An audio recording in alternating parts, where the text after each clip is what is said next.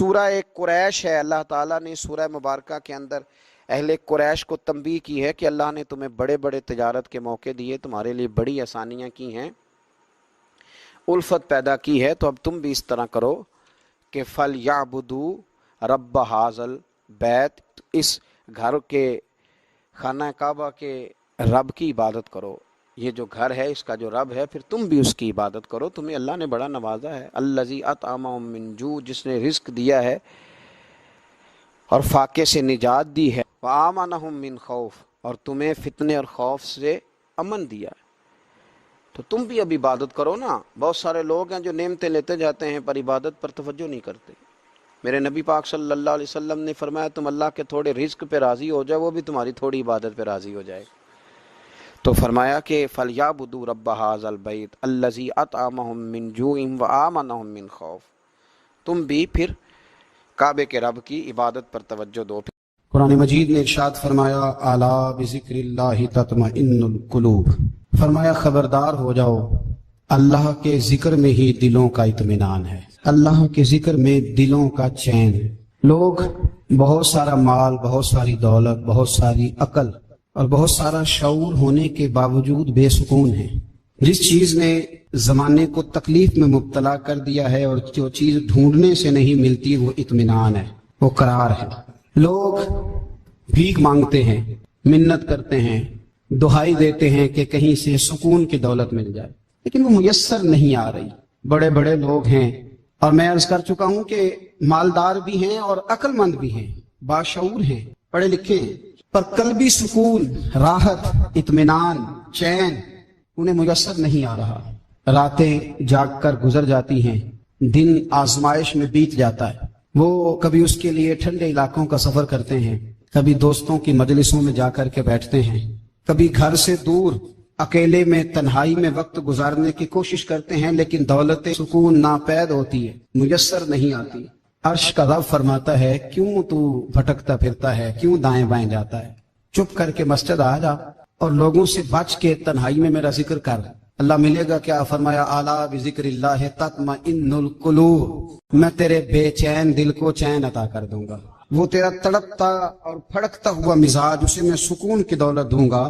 یہ تجھے کہیں اور نہیں ملے گا، یہ میری یاد میں ملے گا۔ یہ چین، قرار، سکون تجھے یہی میسر آئے گا۔ اطمینان قلبی زندگی کا حسن ہے بھائی، دولت سکون اصل ہے۔ بڑے ٹھنڈے کمرے میں کچھ لوگوں کو نیند نہیں آتی، اور دادا صاحب رحمت اللہ علیہ آپ جائیں تو دونوں سڑکوں کے بیچ جو فٹ پاتھ ہے نا، اس پہ بھی کچھ لوگ سوئے ہوتے ہیں، ادھر سے بھی گاڑیاں گزرتی ہیں، ادھر سے بھی گاڑیاں گزرتی ہیں، لیکن بس نیند ہے نا، اللہ کا فضل ہے، اس نے دے دی ہے، آنے والوں کو آ گئی ہے۔ اطمینان قلبی۔ میرا معاشرہ بے سکون ہے، بے قرار ہے۔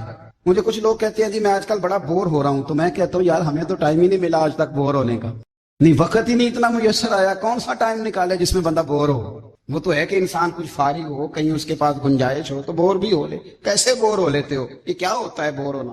زندگی میں اتنا وقت ہی کہاں ہے کہ انسان بور ہوتا پھرے اور یہ تصور بناتا پھرے کہ میں بڑی آزمائش میں ہوں تو میں بڑے بور ہو رہا ہوں، تو میں بڑی تکلیف میں ہوں، تو وقت بہت زیادہ ہے ہمارے پاس، لا یعنی کاموں میں ضائع بڑا ہوتا ہے، تو ہم بور ہوتے ہیں، پریشان ہوتے ہیں۔ اللہ فرماتے ہیں یہ جو میری یاد ہے نا، لیکن اس کا بھی ایک طریقہ ہے یاد کا، اس طریقے سے اگر میرے رسول کریم علیہ السلام نے فرمایا اللہ کا ذکر اس طرح کرنا کہ دیکھنے والا تمہیں دیوانہ سمجھے، لوگ سمجھیں کہ کوئی مجنون ہے، کوئی جنونی ہے، کوئی پاگل ہے۔ یہاں اللہ تعالیٰ معاف کرے، آپ ذکر کی مجلس چھیڑیں، آپ ناز شریف کی مجلس چھیڑیں تو بہت سارے لوگ پروفیسر بن جاتے ہیں، وہ ساری نہیں ہلاتے، ان کی زبانی حرکت میں نہیں آتی۔ حالانکہ رب کریم کا ذکر اس طرح کرو کہ دیکھنے والا تمہیں دیوانہ سمجھے، کہیں اور کھونے کی ضرورت ہی نہیں۔ میرے حبیب گویا ہمیں فرماتے ہیں تو رب کے ذکر میں اس طرح کھو جا کہ تجھے دنیا کا خیال ہی نہ رہے، تجھے پھر دنیا کی ہوش نہ رہے۔ لیکن اگر نماز میں بھی خیال غیر آئے، ذکر میں بھی توجہ کہیں اور ہو، زندگی میں وہ عجیب لمحہ تھا، وہ میرے ساتھ تھا اور میں تنہا تھا۔ اگر ماحول یہ ہو کہ آپ کہیں جسم کے ساتھ تو موجود ہوں، روح موجود نہ ہو، تو پھر لذت ذکر بھی میسر نہیں آتی، پھر کیف نہیں حاصل ہوتا۔ یاد رکھیں کہ اس طرح کھو کے رب کی یاد، کہاں سے کیف آئے؟ الجھ ہی بڑا گئے ہیں۔ وہ مستی، وہ سرور، وہ کیف جو اللہ کے ذکر میں ہوتا تھا، جو کبھی مرشد کامل کے سامنے بیٹھ کر لوگ اللہ اللہ کرتے تھے تو لگتا یہ تھا کہ یہ یہاں ہے ہی نہیں، یہ تو کہیں اور چلے گئے ہیں، یہاں موجود ہی نہیں۔ لیکن اب وہ موج نہیں, وہ شوق نہیں, وہ درد نہیں, وہ ذیل نہیں. اقبال تڑپ کے کہا کرتے تھے خیرت کی گتھیاں سلجھا چکا ہوں, یا رب مجھے صاحب جنوں کر دے. اللہ مہربانی فرما, وہ کیفیت دے, وہ سرور دے. زندگی میں اگر اطمینان چاہتے ہو تو کبھی کبھی سب کچھ بھول کے نا تو مست ہو جایا کرو رب کی یاد میں. کبھی کبھی چھوڑ دیں دنیا, چھوڑیں یار موبائل, کسی وقت کرے اس کو بند, چھوڑے اس بات کا خیال کہ فلانے نے سلوٹ کیا ہے کہ نہیں کی, چھوڑے. حضرت باجزید بستامی رحمت اللہ تعالیٰ علیہ فرماتے میں نے اعتکاف کبھی اپنی مسجد میں نہیں کیا, اس کہ سارے ہی ہاتھ چومنے والے, سارے ہی پیار کرنے والے. فرماتے میں جب اعتکاف کرتا تھا تو میں بستان سے دور نکل جاتا تھا جہاں کوئی مجھے جاننے والا نہ ہو. اٹھ بلیا چلو تھے وسیے جتھے وس دے نہیں سارے ینے, نہ کوئی ساڈی ذات پچھانے تے نہ کوئی سانو مننے, چلو ادھر چلے. اٹھ بلیا چلو تھے وسیے جتھے وس دے نہیں سارے ہی, نہ کوئی ساڈی ذات پچھانے تے نہ کوئی سانو. اتنا شوق ہے سلوٹ کرانے کا, اتنا شوق ہے تعارف کرانے کا, اتنا شوق ہے اپنا بتانے کا, تو یہ چیز غلبہ کر جاتی ہے. پھر نام رہ جاتا ہے, روح نہیں رہتی, پھر وجود رہ جاتا ہے, پھر باطن کی کیفیت نہیں رہتی. خدا را اپنے آپ کو بے چین نہ کرو, بے قرار نہ کرو, بے سکون نہ کرو. رب کی یاد میں آ جاؤ, درود و سلام میں آ جاؤ, نعت کے حسن میں آؤ, تلاوت کی دنیا میں آؤ, سجدوں کے نور میں آؤ. آؤ کبھی کھول کے دل مسجد کی صفائیاں کریں. آؤ نہ کبھی کوئی بوڑھا, دادی, نانی, دادا, ان کے پاس بیٹھ کے پیر دبا کے اللہ کو راضی کریں. یہ کیف والی جگہ ہیں, یہ سرور والی جگہ. اتنی بے چین ہماری زندگی ہے, بے قرار ہے, تڑپتے ہوئے لوگ, لڑتے ہوئے لوگ, ایسے لگتا ہے اب ایک دوسرے کا گریبان تھام لیں گے. بے قرار, بے چین. کسی کو انتظار کا کہا جانا کہ 10-20 منٹ کسی کا انتظار کرو, تو بعض لوگ مجھے ایسے لگتا ہے جیسے ان کا کلیجہ پھٹ جائے گا. ڈاکٹر کے انتظار میں بیٹھے ہیں تو بڑے پریشان ہیں. کسی کو ملنے گئے ہیں کو آدھا گھنٹہ بیٹھنا پڑ گیا تو بڑی دقت میں ہیں. اپنے آپ کو سکون دیں. آپ یقین کریں بڑا مزہ آتا ہے کبھی کسی کا انتظار کرنا پڑے تو 2-4 تسبیح درود شریف پڑھی جاتی ہے. یعنی ذوق بن جاتا ہے کہ چلو اللہ نے موقع دیا ہے, کوئی سرکار کو یاد کر لے, تنہائی مل گئی. ہمارا مزاج جس سختی کا شکار ہے وہ سختی آہستہ آہستہ ہمیں زیادہ آزمائش میں ڈال دے. تو میرے بھائی زندگی میں اطمینان حسن ہے, اور وہ سب سے زیادہ اللہ کی یاد میں ملتا ہے. وہ سب سے زیادہ رب کریم کے ذکر میں. سب سے زیادہ جو چاہتا ہے نا دل ٹھنڈا رہے, زبان میٹھی رہے, وہ مدینے والے محبوب پہ درود و سلام پڑھا کرے, وہ حضور پہ درود و سلام پڑھا کرے. زبان میٹھی رہے گی. میرا ذاتی تجربہ ہے کہ جو آدمی اپنے اخلاق سنوارنا چاہے وہ حضور پہ درود شریف پڑھے. جو اپنے اخلاق سنوارنا چاہے, طبیعت کو ٹھنڈا رکھنا چاہے, وہ درود شریف پڑھے. اس کا دل سکون میں آئے گا. کچھ کام اور ہیں زندگی میں اطمینان کے لیے, ان کا ہونا بھی بڑا ضروری ہے. سب سے پہلے اگر آپ چاہتے ہیں نا زندگی میں سکون ہو تو حقیقتوں کا سامنا کرنا سیکھیں. آپ جو ہیں وہ رہنا سیکھیں, جو آپ نہیں ہیں وہ بننے کی کوشش نہ کریں. حقیقت کا سامنا کرو گے تو زندگی اطمینان میں آ جائے. ہم نے نا بہانے بنا لیے ہیں, ہیلے بنا لیے, جھوٹ کے سہارے اپنے آپ کو اونچا کر لیا. ایک آدمی سے کہا جاتا ہے تو رشوت نہ لے, تو کہتا ہے میں غریبوں سے نہیں لیتا. تو میرا سوال یہ ہے کہ امیروں کا حساب لینے کی اللہ نے تیری ڈیوٹی لگائی ہے, تیرے ذمہ لگایا ہے کہ تو امیروں کا حساب کر. تمہیں کیا ضرورت پڑی ہے؟ ہم نا بہانہ کرتے ہیں. رشوت لینے والے کا الگ بہانہ ہے اور سفارش والے کا الگ بہانہ ہے. حقیقت کا سامنا کریں. حقیقت کا جو میرے ذمہ داریاں ہیں وہ میں نے پوری کرنی, جو آپ کی ذمہ داریاں ہیں وہ آپ جان نہ چھڑائیں. حقیقت پسند بنے. میرے رسول کریم پھر پڑھیے درود صلی اللہ تعالی علیہ. حضور صلی اللہ علیہ وسلم نے فرمایا کہ میری بیٹی سیدہ فاطمہ الزہرا رضی اللہ تعالی عنہا صرف جنتی نہیں, جنتی عورتوں کی سردار ہے. لیکن حضور نے یہ بھی فرمایا کہ فاطمہ یہ خیال رکھنا اگر اللہ نے حساب پوچھا تو حساب تم نے خود دینا ہے. حقیقت کی طرف توجہ کرائی حضور نے. وہ صرف جنتی نہیں, جنتی عورتوں کی سردار ہیں, پر حقیقت کی جانب توجہ. میں حقیقت یہ ہے کہ اگر مالک نے حساب پوچھا تو اس کی تیاری بھی کرنی ہے. دیکھیں نا ہمیں کچھ یقین نہیں, اللہ معاف کرے کہ ہمارا حساب کیسا ہوگا, لیکن کتنے آزاد ہیں. یعنی بڑی دلیری سے بندے کہتے ہیں فجر نہیں پڑھتا جی, 3 پڑھتا ہوں جی, شاہ رہ جاتی ہے جی, کپڑے صاحب, بڑی دلیری سے. اور سیدہ فاطمہ الزہرا نے ساری رات مصلی آباد رکھا ہے, حالانکہ انہیں یقین تھا کہ رب مجھے بغیر حساب کتاب جنت دے گا. حقیقت کا سامنا کریں.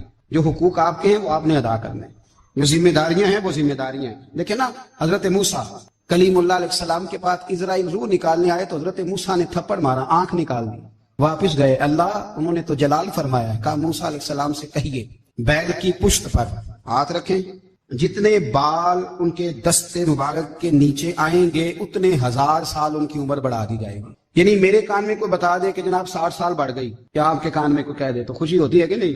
لیکن یہ حقیقت پسندی نہیں, اس لیے کہ 60 بھی گزر جائیں گے, 70 بھی, یہ حقیقت نہیں. حضرت موسیٰ کلیم, چلے میں مثال دیتا ہوں, سمجھ لے 10 بال، حالانکہ بہت زیادہ آتے ہوں گے، 10 بال اگر حضرت موسیٰ کے ہاتھ کے نیچے آئے تو 10,000 سال تو عمر بڑھ گئی نا. 10 یعنی 10 سال نہیں، 10 100 نہیں، 10 بہت زیادہ تھی نا. حضرت موسیٰ کلیم اللہ علیہ السلام سے آ کے عرض کیا گیا حضور بیل کی پشت پر ہاتھ رکھیں، جتنے آپ کے ہاتھ کے نیچے بال آئیں گے اتنے 1000 سال عمر بڑھ جائے گی. تو حضرت موسیٰ نے حقیقت پسندی والی بات کی. فرمایا پھر کیا ہوگا؟ 10,000 سال کے بعد پھر کیا ہوگا؟ کہا حضور جانا تو پھر بھی ہے. فرمایا پھر ابھی چلتے ہیں. اگر جانا ہے نا، جانا ہے تو پھر، اگر جانا ہے تو پھر ابھی. اور سجنوں اگر نماز پڑھنی ہے تو ابھی کیوں نہیں؟ اگر داڑھی رکھنی ہے تو پھر رمضان کا انتظار کیوں کریں؟ ابھی کیوں نہیں؟ اگر سچ بولنا ہے تو پھر، اگر رزق حلال کھانا ہے تو پھر انتظار کا ہے.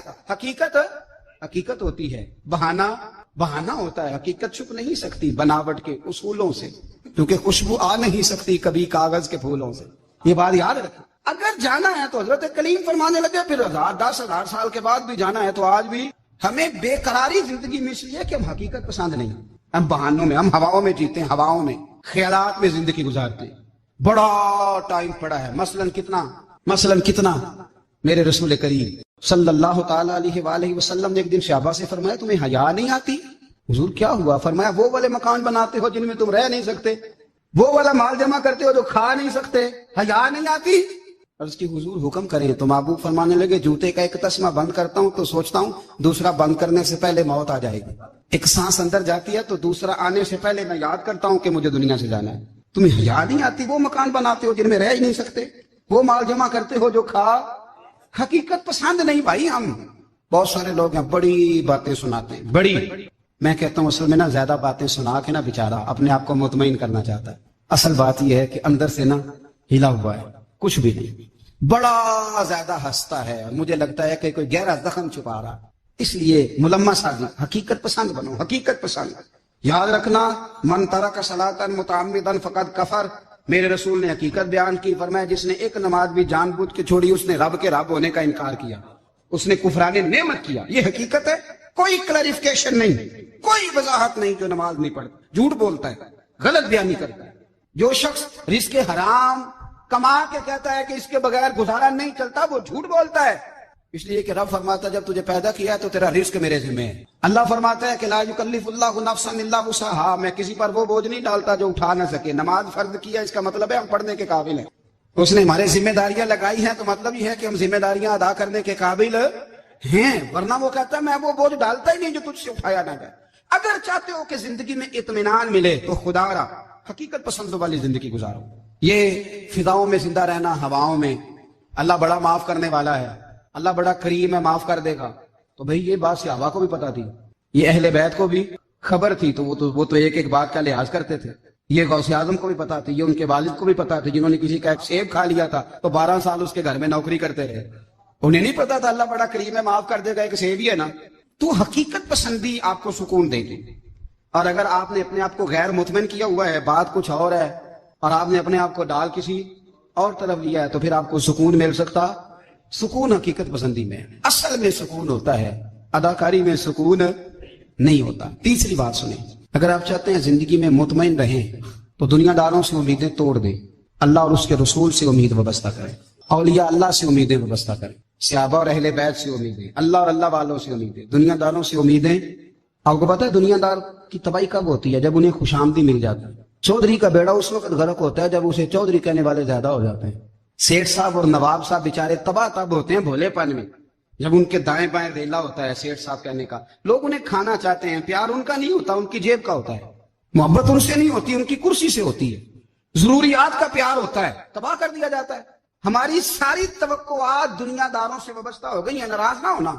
پیروں نے، مولویوں نے، درویشوں نے، انہوں نے بھی سیٹ رکھے ہوئے جلسوں کی صدارت کرانے کے لیے. یعنی مذہبی جلسہ ہے، اس میں بہت زبردست پڑھے لکھے صاحب تقوی عالم کا خطاب ہے، اور کی صدارت وہ بندہ کر رہا ہے جس نے عشاء کی نماز بھی نہیں پڑھی. وہ بندہ صدارت کر رہا ہے. کیوں؟ اس لیے کہ اس نے لاکھ روپیہ دیا محفل میں. خدا را دنیا داروں سے امیدیں چھوڑ دیں ورنہ آپ کمزور پڑ جائیں، آپ کی امیدیں ٹوٹیں گی. کتنا کمزور ہے وہ شخص جو 2-4 ہزار کے لیے کسی بندے کی چاپلوسی کرتا ہے، اس کے پیچھے بھاگتا ہے، خوش آمدیں کرتا ہے تھوڑے سے نوٹوں کے لیے. دکھ سکھ میں کام آئے گا اس کام کے لیے. میرے رسول کریم علیہ السلام نے فرمایا جس نے بندوں کو راضی کرتے کرتے رب کو ناراض کر دیا اس کی دنیا بھی گئی اور آخرت بھی گئی. اور فرمایا جس نے بندوں کی پرواہ نہیں کی، اللہ کو راضی کیا، فرمایا اگر رب راضی ہو گیا تو لوگوں کے دلوں میں بھی محبت پیدا فرما دے گا. کیا ضرورت ہے خوشامد کرنا دنیا داروں کی، سیٹوں کی، نوابوں کی، چاپلو. اور میں آپ کو ایک بات بتاؤں، ہوتا پتہ کیا ہے، یہ جو حب جا اور حب با ہوتی ہے نا، اس سے پیٹ نہیں بھرتا. آپ کو اگر خوشامد کرنی ہے تو پھر آپ کو ساری زندگی کرنی ہے. پھر ان کو بھی پتا ہوتا ہے کہ تعلق کس بنیاد پر ہے. اس میں کبھی بھی خلوص پیدا نہیں ہوتا. آپ بے چین رہتے ہیں، بے قرار رہتے ہیں، آپ کو تکلیف رہتی ہے ہمیشہ. کبھی بھی دنیا داروں سے امیدیں وابستہ نہ کریں. ایک بات سنیں بڑی شاندار، امام غزالی نے لکھی ہے. امام غزالی فرماتے ہیں کہ ہارون رشید نہ حج کر کے واپس آیا بغداد میں، تو کونے میں حضرت بہلول دانا بیٹھے تھے. رش بہت تھا، مجمع بڑا تھا. حضرت بہلول دانا بھی سڑک کے کنارے بیٹھے تھے. تو سپاہی کہنے لگے یہاں سے اٹھ جاؤ. فرمانے لگے ہارون رشید کی زمین نہیں، زمین میرے رب کی ہے، میں کیوں اٹھوں؟ وہ قریب سے گزرا تو سلام لی. تو آپ نے اس کا پروٹوکول دیکھا تو فرمانے لگے ہارون رشید تجھ سے تگڑے تگڑے موٹے موٹے پروٹوکول میں نے لوگوں کے دیکھے ہیں، اور یہ جو تیرے دائیں بائیں آج تیرے نعرے لگا رہے ہیں، یہ پہلے ان لوگوں کے نعرے لگایا کرتے. اور تھوڑا وقت گزرنے دے، جو تیرے بعد آئے گا نا، یہ سارے پھر ان کے نعرے بھی لگائیں گے. تو جھوٹ کی دنیا میں زندہ ہے، ان سے تو نے امیدیں وابستہ کی ہیں، یہ کل اس کے نعرے لگائیں گے. اس کے دل پہ بڑا اثر ہوا، گھوڑے سے اتر آیا. آگے کہنے لگا حضور آپ نے مجھے بڑی اچھی نصیحت کی ہے، میرا دل بڑا ٹھنڈا ہوا ہے. میں نے سنا ہے آپ مقروض ہیں، کچھ لوگوں کا قرض، تو مجھے کوئی حکم ہی کر دیں. آپ ہنسنے لگے. فرمانے لگے یار تو بڑا ہی بیوقوف ہے، بڑا ہی بیوقوف ہے. تو میں تجھے نصیحت کر رہا ہوں، تو مجھے الجھا رہا ہے. حضور کوئی حکم کر دیں. کیا خوبصورت انداز ہے رب کریم کے بندوں کا. حضرت بہلول دانا فرمانے لگے تیرا رب کون ہے؟ کہا اللہ. تو فرمایا میرا کون ہے؟ کہا اللہ. فرمانے لگے یہ تو نہیں نہ ہو سکتا کہ اللہ ہارون رشید کو دیتا رہے اور بہلول دانا کو بھول ہی جائے. یہ تو نہیں نہ ہو سکتا کہ ہارون رشید کو دیتا رہے اور بہلول دانا کو بھول جائے. فرمایا اس کا دل، اس کا ارادہ ہوا، ارادہ قدرت ہوا کہ بہلول مقروض رہنا چاہیے. تو اگر رب مجھے رکھنا چاہتا ہے، دکھ قبول محمد بخشا، راضی رہن پیارے، اگر وہ چاہتا ہے میں مقروض رہوں تو میں بھی چاہتا ہوں کہ میں مقروض ہی رہوں. یہ تو نہیں نہ ہو سکتا کہ تجھے دے اور مجھے نہ دے. فرمایا میری تجھ سے کوئی امید نہیں، مجھے جب بھی دے گا میرا رب بھی دے گا، اور وہ دے گا تو پھر انشاءاللہ خزانے کھول کے دے گا. دنیا داروں سے امیدیں وابستہ کرنا، لوگوں کے پیچھے، یہ چھوڑ دیں. آپ بے چین رہیں گے، بے قرار رہیں گے. اللہ والوں سے ضرور امیدیں وابستہ کریں، اس لیے کہ ان کے پاس جو کچھ ہوتا ہے وہ دراصل رب کا ہی ہوتا ہے. لیکن سیٹھوں سے، نوابوں سے، سیاستدانوں سے باز آ جائیں. ہماری بڑی امیدیں وابستہ ہیں. میں اکثر کہتا ہوں جتنے پھیرے نوکری کے لیے دنیا دار کے دروازے پہ لگائے ہیں نا، اس سے کم دفعہ مسجد میں نفل پڑے ہوتے تو رب اتنی بڑی مہربانی فرما دیتا. تیسری بات یہ یاد رکھیں، اگر سکون لینا چاہتے ہیں نا، اگر سکون لینا چاہتے ہو نا، تو لوگوں کو ڈسکس کرنا بند کر دو. کس کو اللہ نے کتنے پیسے دیے ہیں وہ جانے اور اللہ جانے. کس کو اللہ نے کتنی گاڑیاں دی ہیں وہ جانے، اور لوگوں کو ڈسکس کرنا. جی یعنی میں ایک جگہ بیٹھا تھا تو ایک صاحب گاڑی والا گزرا، گاڑی میں بیٹھ کے، اس کا پڑوسی تھا. کہندے تھا منہ ہے کالا والا. میں کہ وہ تے ہے تاں ہی بیٹھا ہے. تے ہن میں کہ سمجھانا سی انہوں، میں کہ تو تے میں حساب لائیے بھی ساڈے کول کوئی نہیں، وہ تے ہے. لیکن نا اللہ نے اسے دی ہے نا، تو اللہ نے چاہا نا وہ کار میں بیٹھے. تو اس نے پھٹے پہ بیٹھ کے یہ تبصرہ کیا کہ منہ ہے کار والا. میں کہ بھی وہ تے ہے تاں کار رہے تھے. اب مجھے تجھے اندازہ لگانا چاہیے کہ ہم کیا یہ بحث ہے. یعنی اللہ کو چاہیے تھا معاذ اللہ کے پہلے تم سے پوچھتا کہ اسے کار دینی ہے کہ نہیں. کیا مطلب فضول بحث ہے. وہ چیز ہمیں اتنا تنگ کرتی ہے، اتنی تکلیف دیتی ہے کہ آپ یقین کریں سارا دن اسی کو ڈسکس کرتے ہیں. سارا دن اس کے پاس گاڑی ہے، اس کے پاس کار ہے، فلانے کا پیسہ 1 نمبر ہے، فلانے کا 2 نمبر ہے، فلانے کا 6 نمبر ہے. اصل بات کے اندر حسد ہے، اس کو نکالو. ایک بات کہنے لگا ہوں، اسے یاد رکھنا. میرے اعلیٰ حضرت رحمۃ اللہ علیہ فرمایا کرتے، حسد کرنے والا بندوں پر اعتراض نہیں کرتا، اللہ پر اعتراض کرتا. وہ کہتا ہے اللہ اسے کیوں دیا ہے، اتنا کیوں دیا ہے. معاذ اللہ وہ اللہ کی تقسیم پر اعتراض کرتا. حسد کرتے ہو بے چین رہو گے. حسد آپ کے دل کو تڑپا کے رکھ دے. چھوڑے، اللہ بڑا کریم ہے، جس کو جہاں چاہتا ہے وہاں بٹھا دے. آپ قطعاً اس بحث میں نہ پڑے کہ اللہ نے کس کو کتنا دیا ہے، کب دیا ہے، کیوں دیا ہے. وہ بڑا بے نیاز ہے. حسد آپ کو تباہ کرے گا. دنیا میں پہلا گناہ جو ہوا تھا وہ حسد تھا. ابلیس نے حضرت آدم سے حسد کیا، کہنے لگا میں بہتر ہوں، سرداری اس کو مل رہی ہے. یہ تو اللہ کو پتا ہے نا کس کو دینی ہے. اور دنیا میں پہلا قتل حسد کی وجہ سے ہوا. حابیل قابیل کے درمیان حسد کا معاملہ تھا. خاتون کا نکاح اس سے کیوں ہو رہا ہے، مجھ سے ہونا چاہیے. حسد تباہی کرتا. آپ یقین کریں، یعنی دکاندار کے سامنے دوسری دکان پڑتی ہے، پریشان ہو جاتا ہے. وہ کہتا ہے میرا کیا بنے گا، لا حول ولا قوت الا باللہ العلی العظیم. یعنی تیرا کا خیال ہے کہ تیرے حصے کی روٹی وہ کھا جائے گا. اتنا چھوٹا دل. یعنی تیرا موقف یہ ہے کہ تیرے حصے کا نصیب اس تک چلا جائے گا. یہ تیری خواہش ہے. ایک دوسرے کی کمزوریاں بیان کرنا. اس کا تو مال ہی ناقص ہے جی، اس کے تو پاس ہی کچھ نہیں. یہ تو کمزور لوگوں کا طریقہ ہے. میرے رسول کریم علیہ الصلوۃ والسلام گزر رہے تھے. پت جھڑ کا موسم تھا، خزاں کا موسم تھا. درختوں کے پتے جھڑ رہے تھے، صحابہ کو ساتھ لے کے حضور گزرے اور ایک درخت کی ٹہنی کو پکڑ کے حضور نے ہلایا۔ صحابہ فرماتے ہیں کہ چھم چھم اس کے پتے گرے، زمین پر ڈھیر لگ گیا۔ حضور نے فرمایا دیکھا تم نے کیا ہوا؟ حضور ہاں۔ فرمایا کتنی تیزی سے پتے جھڑے ہیں، صرف تنا رہ گیا ہے اور خالی ٹہنیاں رہ گئی ہیں، کوئی حسن بچا ہے؟ حضور نہیں۔ تو نبی کریم فرمانے لگے جو حسد کرتا ہے نا اس کی نیکیاں بھی اسی طرح جھڑ جاتی ہیں، اسی طرح۔ اور ایک جگہ حضور فرمانے لگے جس طرح راکھ لکڑی کو آگ جب آگ کھا جائے تو پھر لکڑی کو لکڑی نہیں کہا جاتا، راکھ کہا جاتا ہے، کوئلہ کہا جاتا ہے، اس کی اصل باقی یعنی اسے کھائی جاتی ہے۔ تو حضور علیہ الصلوۃ والسلام فرمانے لگے جس طرح آگ لکڑی کو کھا جاتی ہے، فرمایا اسی طرح حسد نیکیوں کو کھا جاتا ہے، نیکیاں رہتی نہیں۔ حسد کرنے والے کے پاس نیکیاں یعنی ان کی اصل شکل موجود، کبھی بھی حسد نہیں کریں۔ اللہ کی تقسیم ہے، جس کو چاہے جب چاہے جتنا چاہے عطا کرے۔ اور چوتھی بات میرے بھائی، کبھی بھی بغض نہ پیدا کریں۔ بغض والے لوگ بے سکون رہتے ہیں۔ بہت ساری کمزوریاں ہمارے اندر ہوتی ہیں نا، پھر اللہ ہماری روزی تو نہیں نا بند فرماتا، یہ تو نہیں کہتا کہ زمین سے نکل جاؤ۔ اگر یہی والا معاملہ ہو جو ہمارا ہے کہ شادی پہ اس نے میرے ساتھ برا سلوک کیا تھا، اب ساری زندگی بغض رکھنا ہے، اگر یہی معاملہ فرشتے اللہ کی بارگاہ میں کہیں کہ یا اللہ اس نے فلانے دن شراب پی تھی، اب اس کو زمین میں نہیں رہنے دینا، نظام زندگی چلے گا؟ تو اگر اللہ ہمیں معاف کرتا ہے تو ہم بندوں کو معاف کیوں نہیں کرتے؟ آپ یقین کریں اتنی لمبی عداوتیں، اتنا لمبا حسد، اتنا لمبا بغض، اتنا لمبا حدیث میں نے پڑھی، میں حیران رہ گیا۔ میرے نبی کریم علیہ الصلوۃ والسلام نے فرمایا اپنی بیوی سے کبھی بغض نہ رکھنا، اگر اس کی ایک بات ناپسند ہو تو اسے چھوڑ کے وہ بات دیکھو جو تمہیں پسند ہے۔ میں اس حدیث کو پڑھ کے سوچنے لگا کہ کیا بیوی کا بھی بغض رکھتے ہیں لوگ؟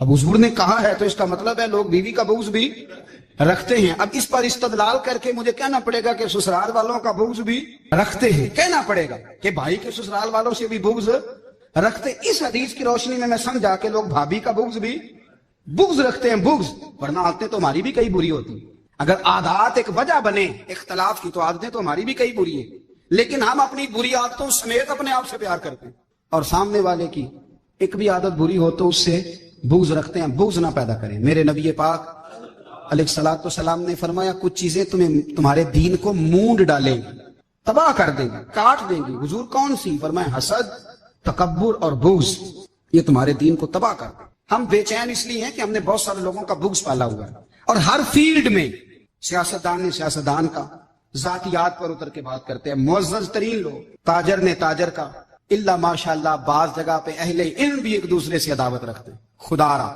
دل رب کریم کے آنے کا ٹھکانہ ہے، یہ صاف ہوگا تو اس میں رب رسول کے جلوے ہوں گے۔ اگر اس میں عداوت ہو، اس میں بغض ہو، اس میں کینہ ہو، نفاق، سنیں میرے رسول کریم حضرت ابوبکر صدیق رضی اللہ تعالیٰ عنہ کہتے ہیں میں رو ہی پڑا۔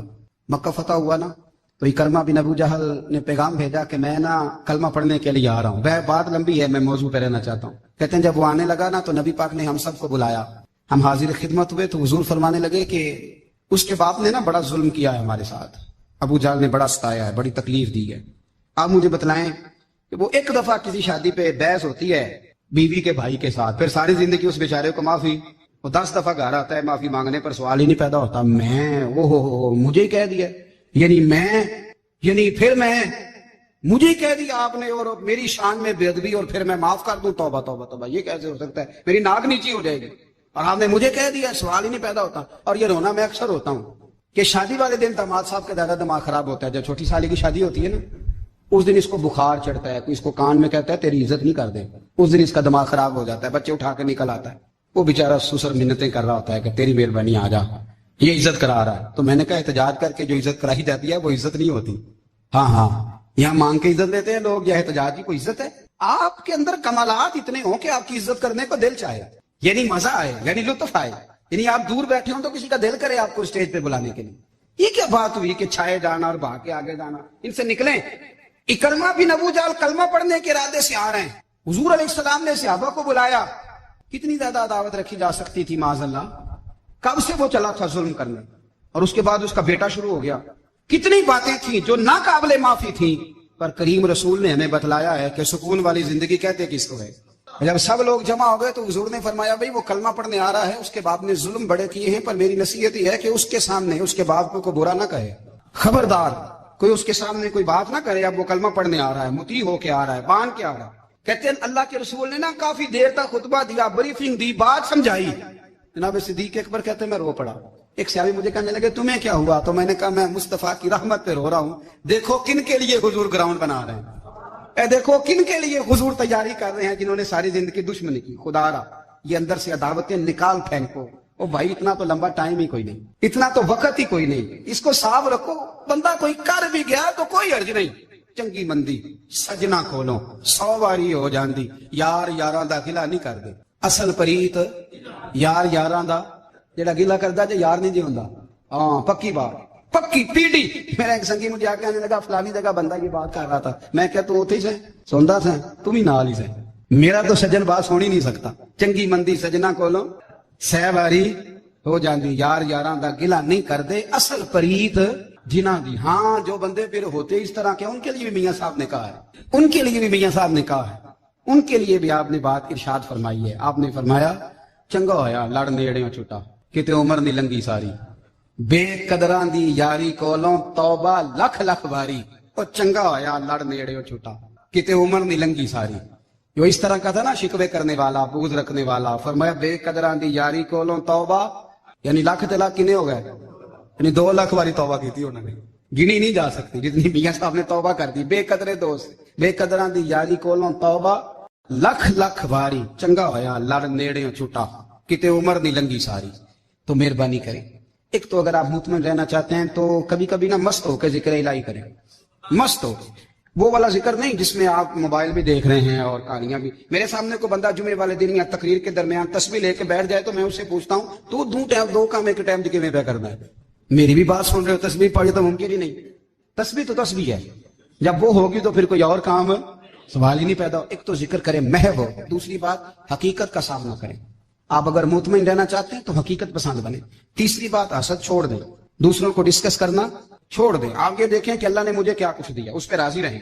اور چوتھی بات عداوت چھوڑ دیں، سینے میں کینہ چھوڑ دیں. آپ کی زندگی مطمئن ہو جائے گی، آپ خوشحال رہیں گے. وہ جو آپ لفظ کہتے ہیں نا کہ میں بور ہوں، میں پریشان ہوں، اس سے آپ نکل آئیں گے. اللہ ہمیں محبوب کی غلامی میں زندہ رکھے.